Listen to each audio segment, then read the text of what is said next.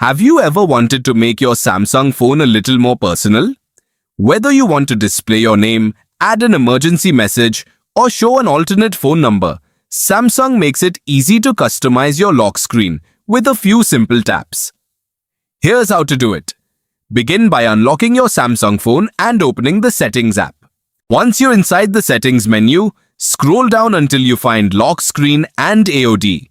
Depending on your device model and software version, this option may simply be called Lock Screen. Tap it to continue.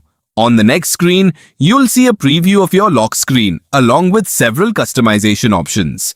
Scroll down until you find Contact Information, then tap on it. This feature allows you to add any text you'd like to appear on your lock screen. Now, enter the message you want to display. You can type your full name, an emergency contact number, a short note such as "If found, please call," or any custom message that fits your needs. Try to keep it short so it's easy to read without cluttering the screen. After typing your text, tap Done on the keyboard to finish editing. Then tap Done again in the upper right corner of the screen to save your changes.